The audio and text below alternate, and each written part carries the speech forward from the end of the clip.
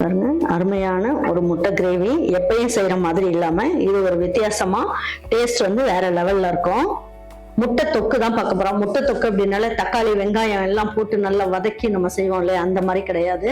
இது வந்து நல்ல மிளகு ஜீரகம் எல்லாம் போட்டு நம்ம வந்து இந்த கிரேவி செய்ய போறோம். இதுக்கு தக்காளியை சேர்க்க போறது இல்ல. ரொம்ப நல்ல டேஸ்ட் சூப்பரா இருக்கும். வாங்க இது எப்படி ஈஸியா டேஸ்டா எல்லாருக்கும் பிடிச்ச மாதிரி எப்படி செய்யலாம் அப்படிங்கறத வீடியோக்குள்ள போய் பார்க்கலாம். இன்னைக்கு வந்து அந்த புதினா முட்டை தொக்கு செய்யறதுக்கு நம்ம என்ன பண்ணிருக்கோம், இந்த அளவுக்கு புதினாவை எடுத்துக்கலாம். இப்போ வந்து என்ன பண்ணலாம், கொத்தமல்லி இலையில தண்டு பகுதியெல்லாம் கொஞ்சம் எடுத்துக்கலாம். இதையும் சேர்த்துக்குங்க, ரொம்ப நல்ல டேஸ்ட் இருக்கும். இதுல இஞ்சி வந்து இந்த சைஸ்க்கு சேர்த்துக்கலாம். அதாவது 1 இன்ச் அளவுக்கு கொஞ்சம் தடியா, இந்த மாதிரி தடியா எடுத்துக்கலாம். பூண்டு பாத்தீங்கன்னா 4 பல்லு பூண்டு. காரத்துக்கு அப்படின்னு பாத்தீங்கன்னா 2 பச்சை மிளகாய் எடுத்துக்கலாம். வெங்காயம், சின்ன வெங்காயம் வந்து நல்ல ஒரு கைப்பிடி அளவுக்கு இப்படி எடுத்துக்குவோம். அப்புறம் தேங்காய் சில்லு வந்து ஒரு 2 சில்லு அளவுக்கு இந்த மாதிரி எடுத்துக்கலாம். இதுல கொஞ்சமா கருவேப்பிலையும் பிச்சு போட்டுக்கலாம். இதெல்லாம் தாளிக்கிறதுக்கு போட்டுக்கலாம். போட்டுட்டு நம்ம வந்து என்ன பண்ணுவோம், இதுலயே 2 ஸ்பூன் அளவுக்கு தயிர் சேர்த்துக்கலாம். எதுக்காக தயிர் சேர்க்கிறோம்னா, நம்ம இதுல வந்து புளிப்புக்காக வேற எதுவுமே சேர்க்க போறது இல்லை. அதனால 2 ஸ்பூன் அளவுக்கு தயிர் சேர்த்துக்கலாம். ஒரு 1/2 ஸ்பூன் அளவுக்கு மிளகு, 2 பிஞ்ச் அளவுக்கு சோம்பு, 2 பிஞ்ச் அளவுக்கு ஜீரகம். இதை மட்டும் போட்டு நல்லா பல்ஸ்ல போட்டு நல்லா நைஸா அரைச்சிட்டு வந்துடலாம். தேவையான கொஞ்சமா தண்ணி ஊற்றி அரைச்சிக்கோங்க. பாருங்க, புதினா முட்டை கிரேவிக்கு நம்ம வந்து என்ன பண்ணுவோம், கொஞ்சமா எண்ணெய் ஊத்திக்கலாம். இது ஒரு டேபிள் ஸ்பூன்ல ஒரு 3 ஸ்பூன் அளவுக்கு சேர்த்துக்கலாம்.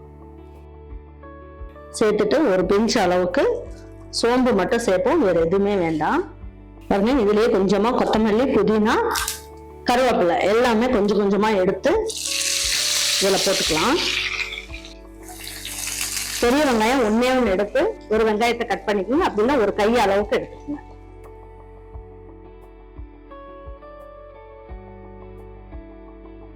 இந்த கிரேவிக்கு தேவையான அளவுக்கு உப்பையும் சேர்த்தாச்சு. கொஞ்சமா மஞ்சள் தூளும் சேர்த்துக்கலாம்.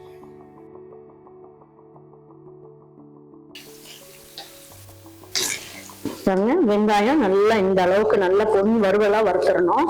வறுத்ததுக்கு அப்புறம் இப்ப நம்ம அரைச்சு வச்சிருக்கோம் பாத்தீங்கன்னா, இந்த விழுது இதையும் சேர்த்து இதுலயே ஒரு வதக்கிடலாம்.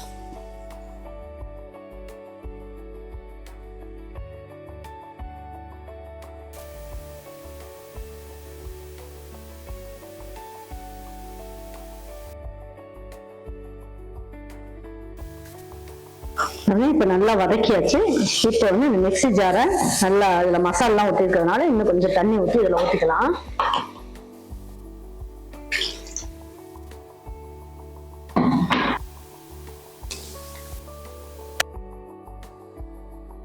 ஒரு நிமிஷம் இப்படி மூடி வைக்கலாம்.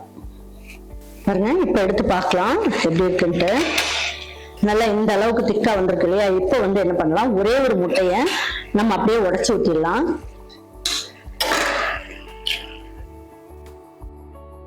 மீதி இருக்க முட்டையெல்லாம் நம்ம வந்து என்ன பண்ணுவோம், லேசா அப்படி கீறி போட்டுடலாம்.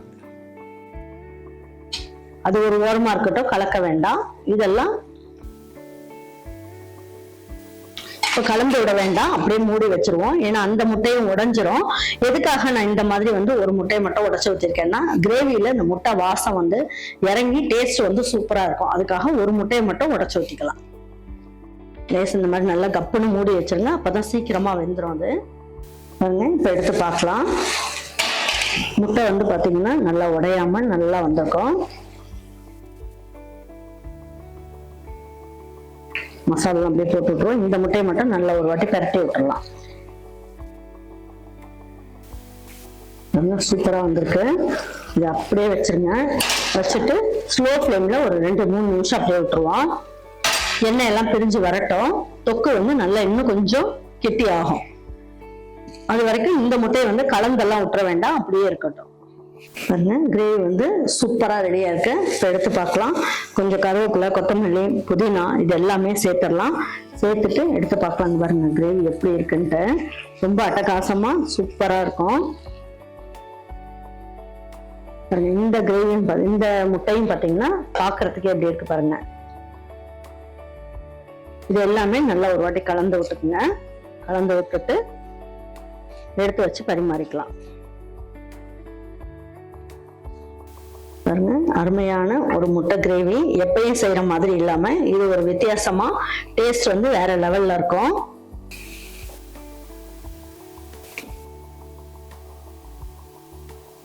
தக்காளி எல்லாம் எதுவுமே சேர்க்கல, மிளகாய் தூளும் சேர்க்காம பச்சை மிளகாய் எல்லாம் போட்டு மிளகு ஜீரகம் எல்லாம் போட்டு செஞ்சிருக்கோம். வேற லெவல்ல இருக்கும். ரொம்ப நல்ல டேஸ்ட், நல்ல ஜம்முன்னு இருக்கும். கண்டிப்பா நீங்க இதே மாதிரி ஒரு முட்டை தொக்கை நீங்க புலாவுக்கு வச்சு சாப்பிடலாம், சப்பாத்திக்கும் வச்சு சாப்பிடலாம், தோசைக்கும் வச்சு சாப்பிடலாம். ரொம்ப நல்லா இருக்கும். கண்டிப்பா ஒரு வாட்டி இந்த கிரேவி வந்து செஞ்சு பாருங்க. இதை சாதத்துல கூட பிரட்டி சாப்பிட்றதுக்கு ரொம்ப நல்லா இருக்கும்.